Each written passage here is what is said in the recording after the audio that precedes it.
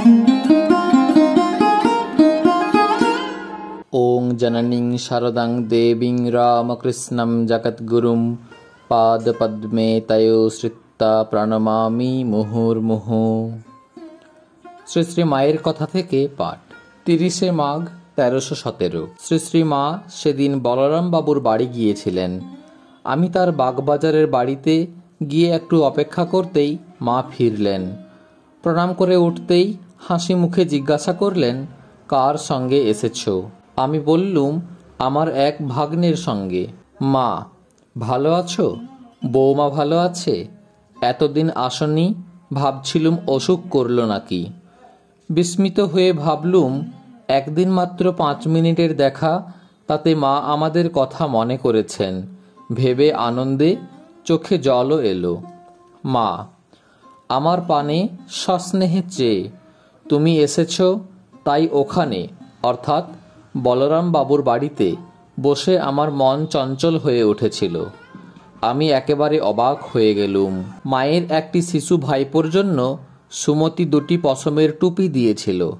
মাকে উহা দিতে এই সামান্য জিনিসের জন্য কতই খুশি হলেন। তক্তপোষের ওপর বসে বললেন, বসো এখানে আমার কাছে। পাশেই বসলুম। মা আদর করে বললেন, তোমাকে যেন মা আরও কত দেখেছি, যেন কত দিনের জানাশোনা।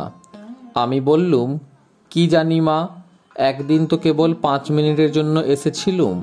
মা হাসতে লাগলেন ও আমাদের 2 বোনের অনুরাগ ভক্তির অনেক প্রশংসা করলেন। আমরা কিন্তু ওই সকল কথার কতদূর যোগ্য তা জানি না। ক্রমে ক্রমে অনেক স্ত্রী ভক্ত আসতে লাগলেন। ভক্তি বিগলিত চিত্তে সকলেই মায়ের হাসিমাখা স্নেহভরা মুখখানির পানে এক দৃষ্টে চেয়ে আছেন। ওরূপ দৃশ্য আমি আর কখনো দেখিনি। মুগ্ধ হয়ে তাই দেখছি। এমন সময় বাসায় ফিরবার তাগিদ এলো। গাড়ি এসেছে। মা তখন উঠে প্রসাদ দিয়ে খাও খাও করে একেবারে মুখের কাছে ধরলেন। অত লোকের মধ্যে একলা অমন করে খেতে আমার লজ্জা হচ্ছে দেখে বললেন, লজ্জা কি, নাও। তখন হাত পেতে নিলুম। তবে আসি মা বলে প্রণাম করে বিদায় নেবার সময় বললেন, এসো মা, এসো, আবার এসো। একলা নেমে যেতে পারবে তো? আমি আসব? এই বলে সঙ্গে সঙ্গে সিঁড়ি পর্যন্ত এলেন। তখন আমি বললুম, আমি যেতে পারবো মা, আপনি আর আসবেন না।